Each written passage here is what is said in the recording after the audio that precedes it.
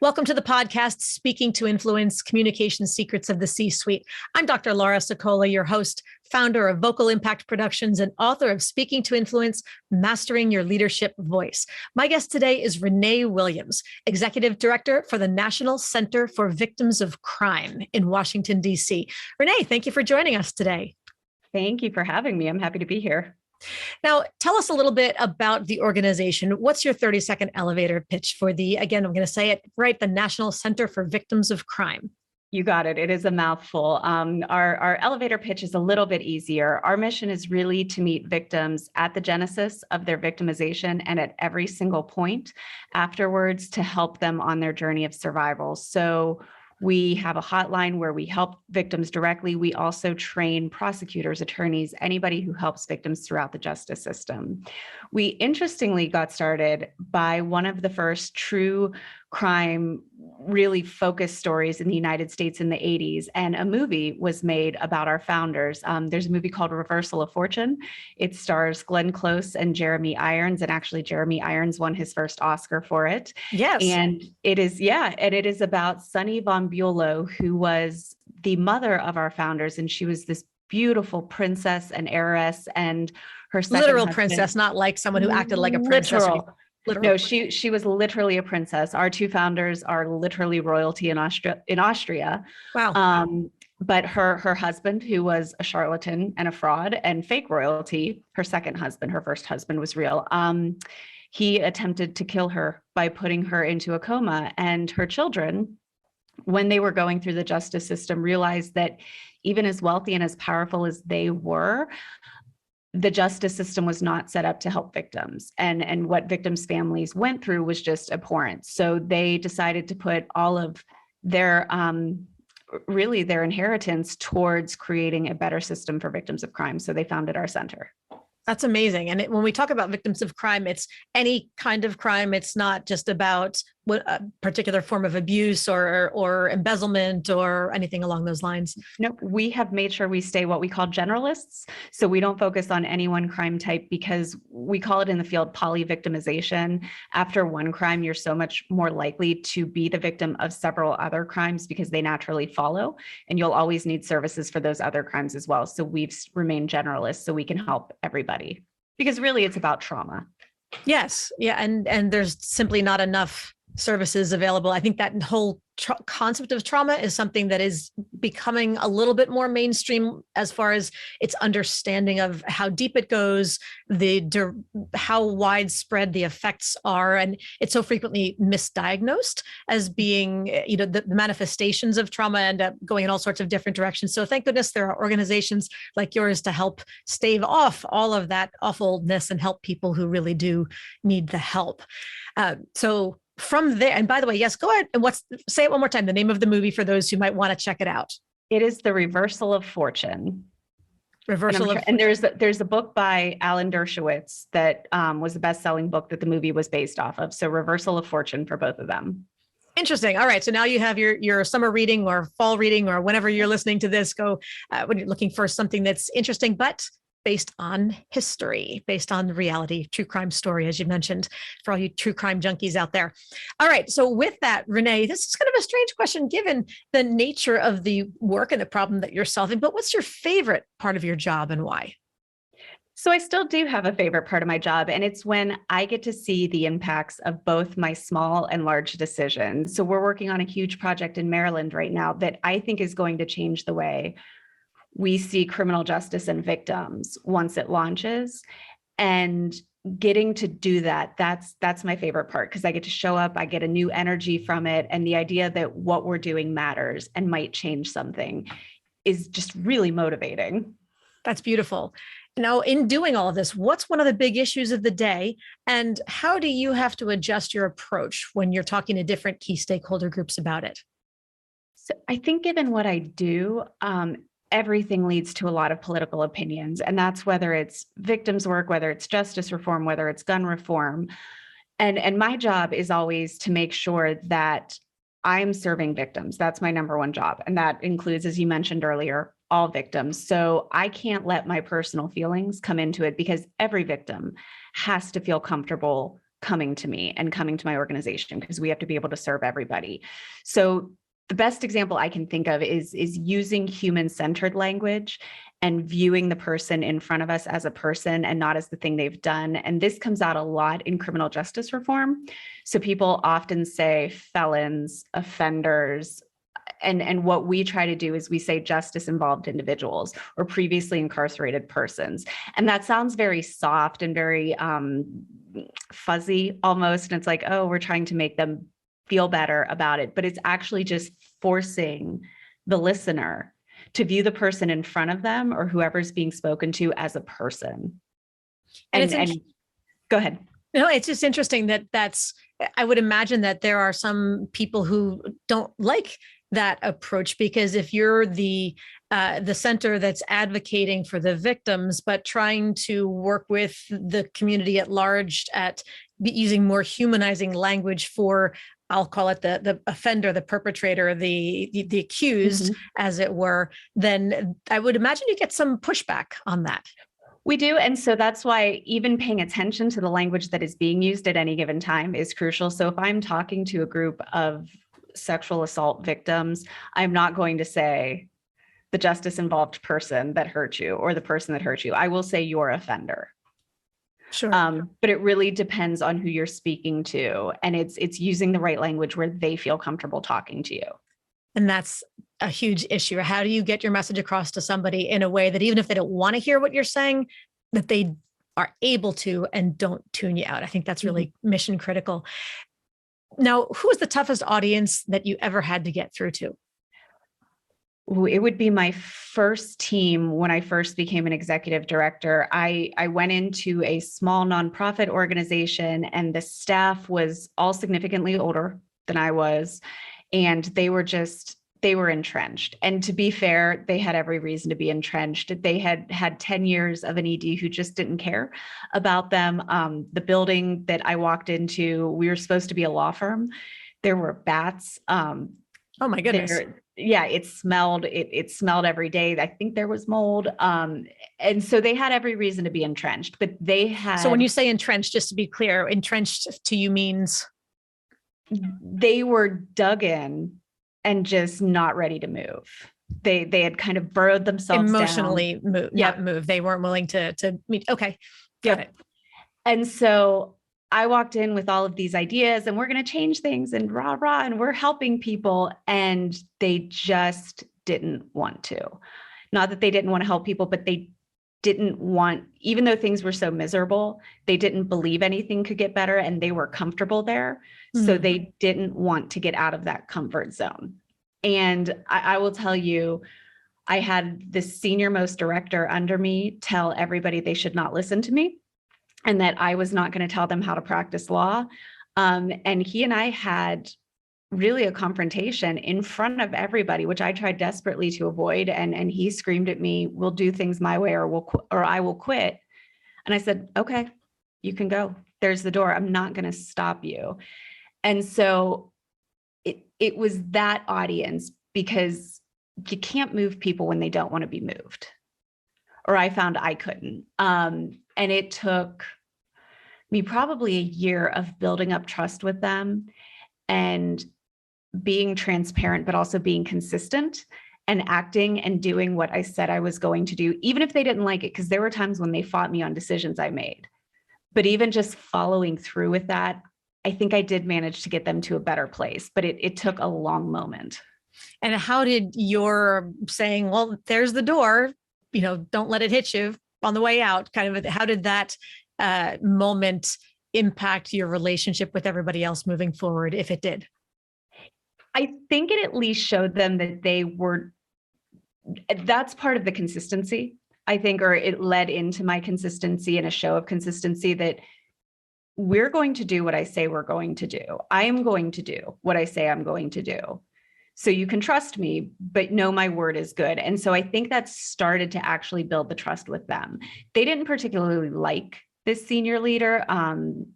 What a surprise. Yeah, they later confessed to me they were happy he was gone, but they were all very invested to see how the showdown went, to see if I could be pushed and kind of jostled about. So good for you for standing up to him and not letting him push you around. Now, with all of this, what's an important lesson you learned when you went from being an individual contributor to leading your first team? I am a huge people pleaser, and that works great as an individual contributor. I mean, it works tremendously as an individual contributor. When I had a boss, my assignments were done on time. They were perfect. I didn't really question too much or anything that was outside of my job. And as a leader, that's bad. And I think we see that in that last example. You know, if I would have been a people pleaser with him, I would have stepped down, given him another chance, said, no, let's talk through this. And sometimes you just can't do that as a leader. And I still try to treat my staff with the utmost respect. They know that they are welcome to come to me. I love their ideas. I listen to their ideas. I need their ideas. But we've established a nice line where they're comfortable coming to me. They want to tell me things. I will take a lot of them, but at the end of the day, it's still on me to make the decision. Yes. And that's, but it's, how have you established that line? And I think that goes back to that transparency and consistency. So with my team, I've really developed a rapport with them where they're giving me feedback. So I at least know where they stand, but they all also know at the end of the day, once I've made a decision, that's what we're going with. Now, Renee, this brings us to our listener 24-hour influence challenge. So this is an opportunity for you to challenge our listeners directly to take one step that they can complete within 24 hours to have more influence. How would you like to challenge our listeners today? I am going to challenge them, and I'm cheating just a little bit. What they can do in 24 hours that I think would help a lot, would help all leaders.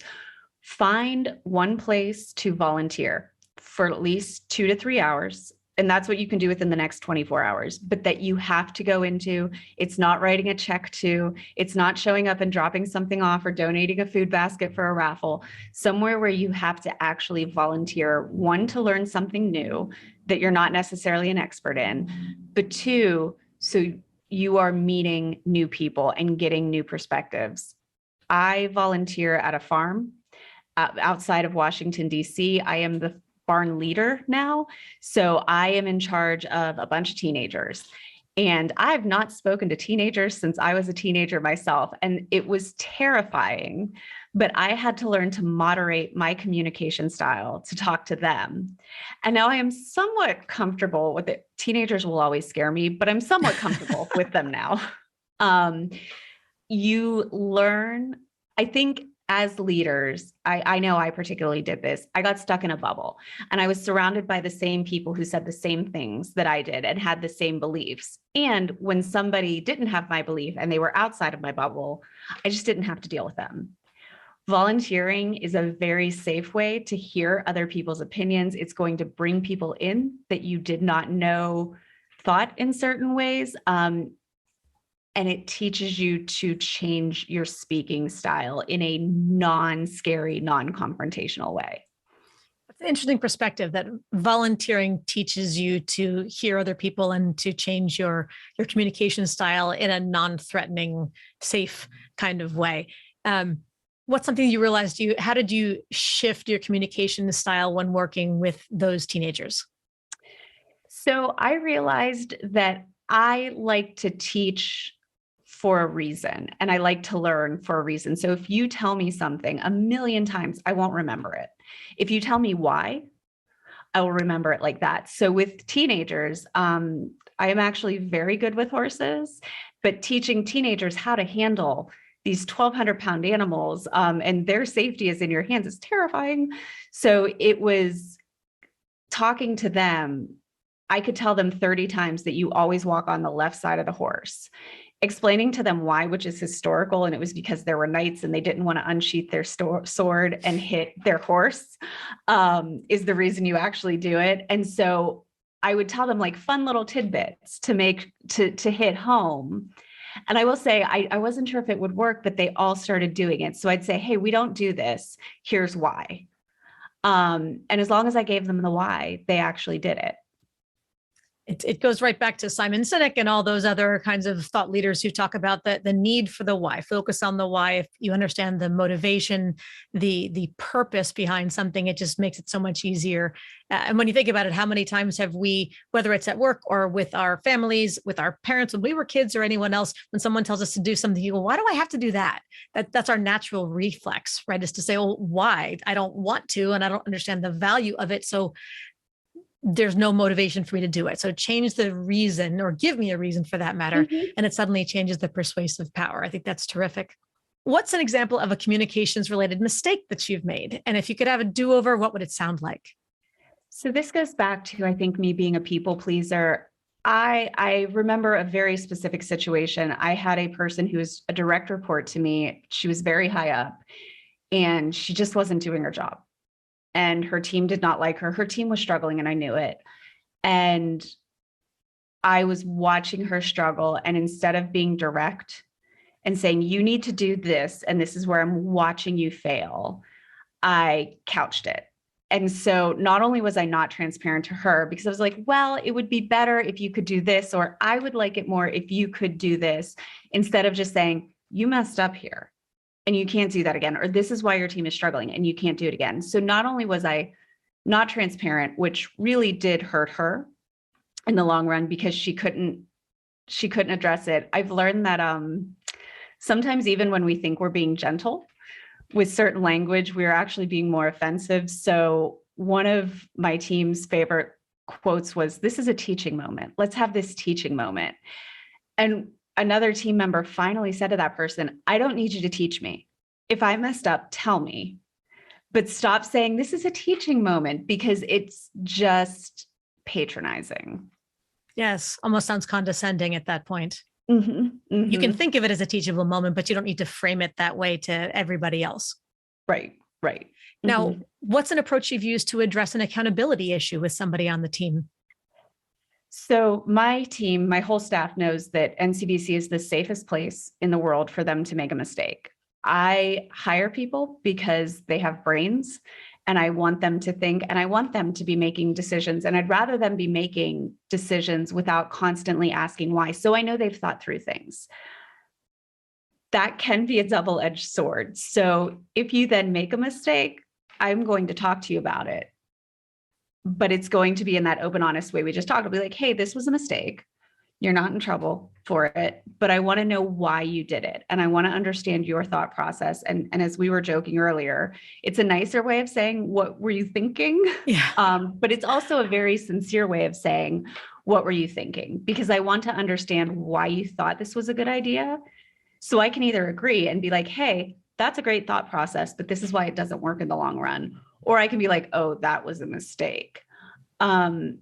We had one employee go on a national podcast, a very nationally well-known podcast, and he had not told me that he was going on this podcast. And I found out mid-live stream, and there were some really derogatory terms being used for a variety of populations. Mm. And so I was calling and I said, get off the call, get off the call, get off the call. We can't be affiliated with this. We had to do a lot of last minute work behind the scenes to try to pull the call out because we could just not be affiliated with it. So when we sat down to debrief with him, I just said, I want to understand if you did the research into this person's podcast and understood their political views, why did you go on? And why did you not tell communications? In fact, you hid it from our communications team, which tells me you didn't think it was a great idea. But I just want to understand why you did this. And I'll tell you, he freaked out. And that was the bigger lesson that he and I had to discuss, because he exploded. And I don't know why you're attacking me. And I said, look, there's no attack. I'm telling you, you are not in trouble right now. Not yet, but keep going down that path. This cannot continue. You made a mistake. We're allowed to make mistakes here. You're not in trouble yet. But if we keep going like this, you're going to be. Mm-hmm. And so that's how, and I think my whole team knows that now, is if we're having a discussion about a mistake that was made, nobody's ever in trouble unless I find that I can't, and here's that word, coach you. If I can't coach you, then I can't trust you to be on my team anymore. So if you're not taking my feedback, if you're not at the end of the day, if you don't agree with me that it was a bad idea, or at least acknowledge that I'd like you to not do it again, I start to get nervous about you being on my team. Sure, because then you can't trust them to not go out and do something else that could hurt the organization in their own best interest. Was this person able to come down with the adrenaline a little bit and acknowledge that perhaps they didn't make the best decision on multiple levels? He came down on the adrenaline. He acknowledged that he would not do it again. He still has not acknowledged a mistake was made, but we worked through it enough where I had faith that he would not do what he did again. Specifically not telling you when accepting. Correct. At the very least. Specifically hiding it from our comms team. Yeah. If you're going to represent the organization, how about you let us know in advance? The comms team needs to know. I don't even need to know necessarily, but our comms team does. Yeah, sure. Obviously, you want to know who you're talking to, what you're talking about, all those. I would imagine they would want input. That seems to make sense. That would have been an interesting conversation. Mm-hmm. And it's so funny how you mentioned those two framing differences, because it goes to show how very small differences where semantically they seem almost identical, that little lack of equality makes such a big difference, where the difference between help me understand what you were thinking or why you thought X versus what were you thinking? Mm-hmm. Which I'm sure was what you want to say, what most of us at some point or other desperately want to say, just, hands up on the forehead, arms gesticulating. What were you thinking? What is wrong with you? Why would you think this was a good idea? Help me. They're going, the implication is you weren't thinking at all. Like, what were you thinking? Oh, I know you weren't thinking is the implied follow-up that's never said. With my team, I genuinely want to know what they were thinking, because my hope is that they were. Of course.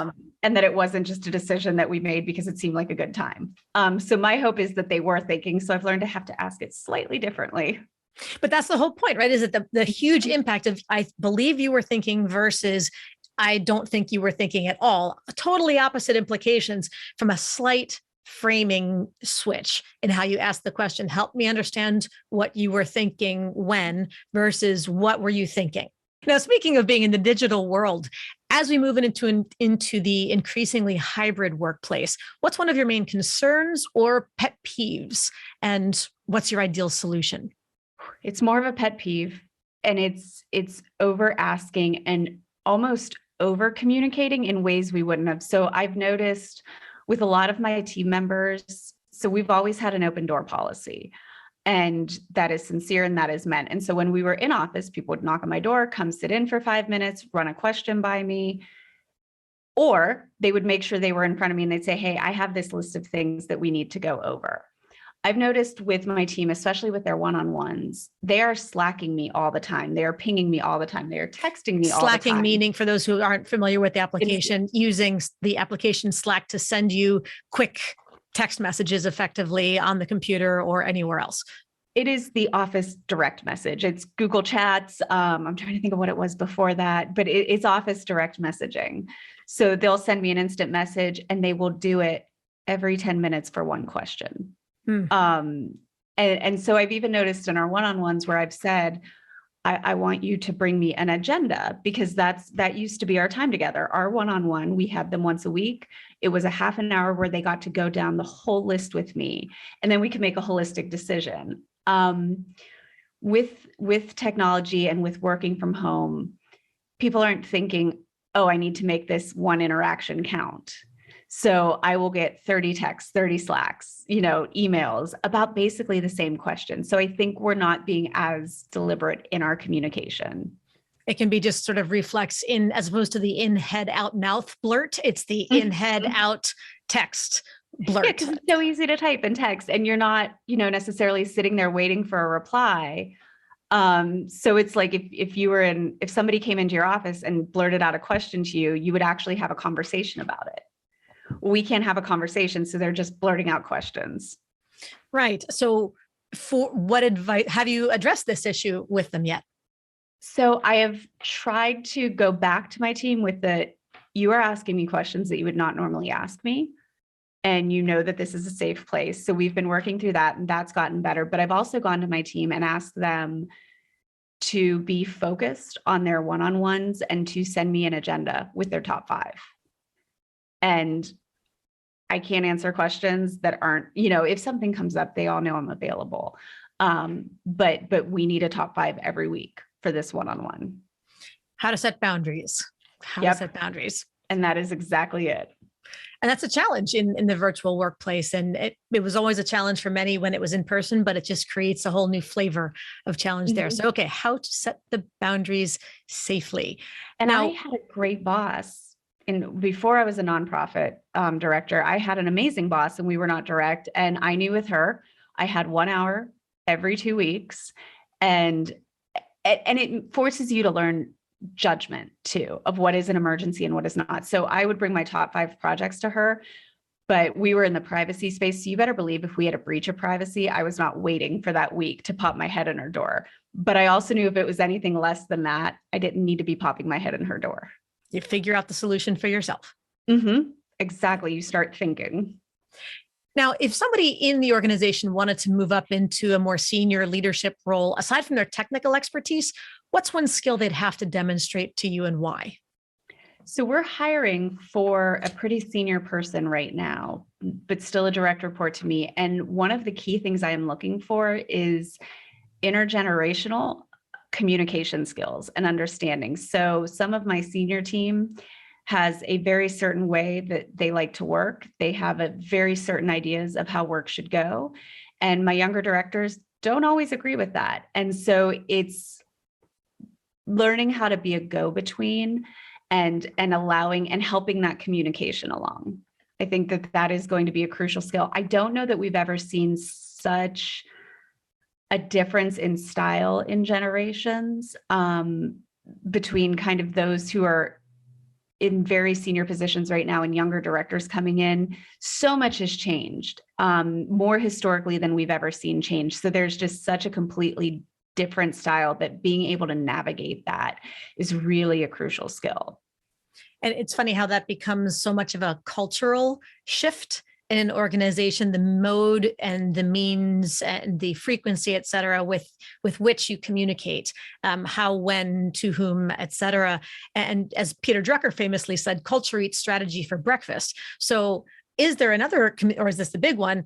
What's one communication pattern that has had a big cultural impact for you, either now or in a prior organization, whether positive or negative, on a team that you were on? I think it's now and the prior organization. I think it's human nature, but that is to just keep venting and vent and vent and vent and look for people to get on your side instead of escalating an issue. So especially for, I think, middle managers or people who are trying to learn how to move up, you've got to learn how to listen to your colleagues and know if a situation needs to be escalated or if they're just looking to vent. Because I've watched so many times with teams where the venting just became toxic and you just had one person who is determined to be unhappy. But if you would ask that person, well, have you told senior management you don't like this? Or have you said anything to anybody? Or are you just complaining to complain? A lot of times they're just complaining to complain. And they want people on their team and on their side. And so one of the biggest things I look for in managers when they're learning to communicate is, do you bring that problem to me? Or is this something that in a mature manner that's not even necessarily saying, oh, they're just complaining, but in a way that's saying, hey, this is an issue that you're seeing or that I'm seeing. So this is an issue I'm seeing. You need to be aware of this, Renee, so that you can address it and address what the underlying issue is. I would imagine there are a lot of people in any workspace who want to vent if there's a catharsis involved, and they're looking for the validation, which just tells them that they're right. Everybody wants to feel right, that you're right to feel a certain way. And the irony that if they're venting, that's usually because there's some sort of a victim feeling at the moment, and that you are the National Center for Victims of Crime. And there's that woe is me, pity me, commiserate with me, don't make me have to take any responsibility for this. It's just, here's where life's not good for me. So how to shift that thinking? And look, that happens. And like, we all just have off days and we all vent, but I think we've got to be really careful that it's not becoming toxic and it's not becoming. Good example is at that previous job I talked about where we had bats in the building. Yeah. I sold that building. I personally sold the building. I then did everything I could, found us and moved us into a brand new, beautiful building where everybody had an office, everybody had a window, there were no bats. The carpet was new, the paint was new. They had redone it just for us. They found something to complain about in that building. Like, it smelled like paint when we first moved in. It was, and so sometimes I think as a leader too, with that communication, you have to learn. I've had to personally learn when it is just venting and when I need to let it go. And when it's something I do need to be aware of and I do need to be concerned about and making changes. And that's a hard lesson, especially for a people pleaser. It's a hard lesson for a people pleaser. I would imagine that's a dangerous combination when you have a people pleaser on one hand with a natural complainer who's like the drama person, king, queen, jack, prince, duchess, whatever title they want, who likes to find things to complain about, to find, whether it's instinctive or for whatever reason. How do you stop the revolving door of that dynamic? And I will tell you, if any listeners have figured it out, please let me know, because I unfortunately, that is one thing I have not figured out. I will say I left the last organization and it was exactly what you described. And it's even worse when the leader is the people pleaser, because sometimes you're just pulling your hair out going, what else can I do to make you happy? And it's very hard to realize that their unhappiness isn't a result of your failings. Yes. And it's not your job to make them happy. It's your job to provide them with a positive environment and to be supportive and to make sure they have the resources they need, et cetera, but not to make them happy. Correct. That is a really important line to draw. And it's so hard when you're first starting out as a leader. I think I've gotten better at it. Who knows? But when you're first starting out, it's so hard to know the difference. It's really hard to sense, am I doing what I need to do to create a positive work environment, to make sure that people are doing their best? And is there actually something wrong? That's something, that's a skill that has to be developed. It's not innate. Nobody just knows how to do it. Especially if you're a people pleaser. I mean, the opposite is that, I don't think the opposite is any better, is that it's just my way or the highway, and too bad if you're not happy. You know, there's got to be an in-between, but if you're on the in-between, it's very hard to learn that line. Well, and in between isn't necessarily a different line per se. It's recognizing which situations require which kind of attention that, excuse me, you can imagine if there's literally bats flying through your building, that's a valid complaint. Every time a bat flies through, I have to confess, I would probably find myself in an unhappy place at that moment. And I was like unhappy. I got attacked by one of the bats. We had our federal funders on site. It was not a good meeting. I was leaving and a bat flew at my head. Later learned it was not personal. Their radar was off and he was not flying at me. However, I was not happy that day. It was a valid complaint. I would imagine that. But then when people are going from that kind of decrepit building to otherwise a perfectly new overhauled place that's bat free and everything else, and now you're just going to complain because it smells like paint because they painted it for you, then this smell will dissipate over, a little bit of time, hopefully. But nevertheless, I think it can be easy to dismiss certain people's habitual behavior and say, oh, that's just, Chris, that's just the way Chris is. And, but at what point does that create a trajectory and a gravitational pull with other people where people want Chris's validation? And so they start then taking on those habits so that they then sit and commiserate together. And that's where toxic culture, I think, can seep in on what appears to be a very innocent level, but just create this really heavy anchor of a culture within an organization. And that when a leader takes that attitude, then both people are in trouble. If I take that attitude towards any of my staff, then I cannot hear that, if Chris brings a valid criticism to me, and thank God I don't have any staff members named Chris. So good example. If Chris is just a complainer and then he has a valid complaint and he brings it to me, I'm not listening. I'm like, you just like to complain. Please go away. So that hurts me because there's something I should be aware of that I'm now not aware of because I don't want to hear it. But it also hurts Chris because nobody's listening to him anymore either. It's the cry wolf phenomenon. Exactly. Right? You've just done it too many times. Oh my goodness. So with all of this, no more bats in the conversation, in the buildings or otherwise. But Renee, tell us how more people can learn about you and the National Crime Center for Victims of Crime. I'm going to get this right. It is such a mouthful. I still struggle sometimes. So the National Center for Victims of Crime is at victimsofcrime.org.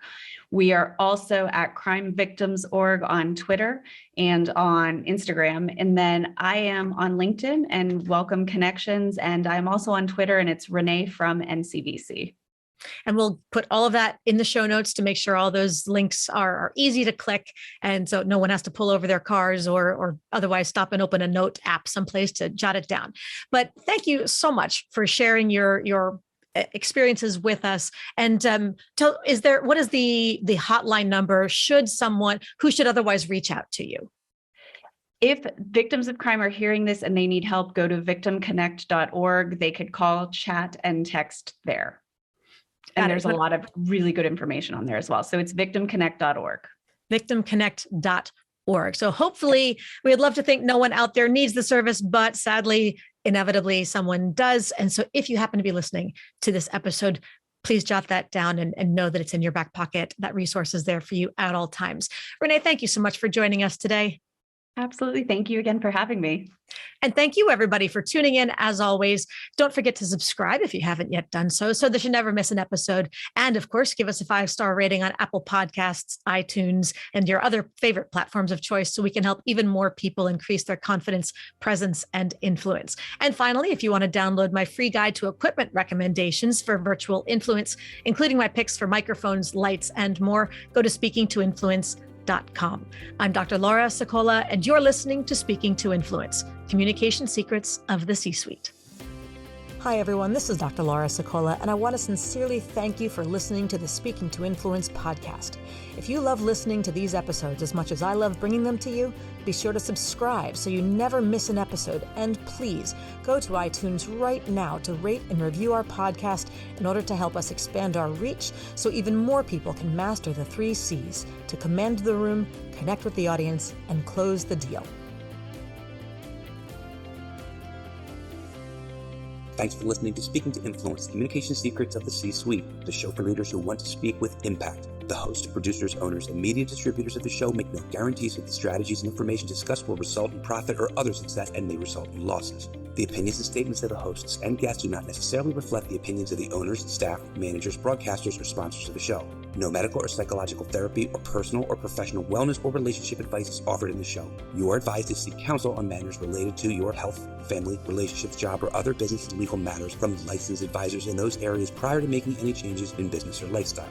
No information provided may be suitable in your situation. As always, take responsibility for the decisions and actions you take, including the reactions they may make in your work, family, health, and life.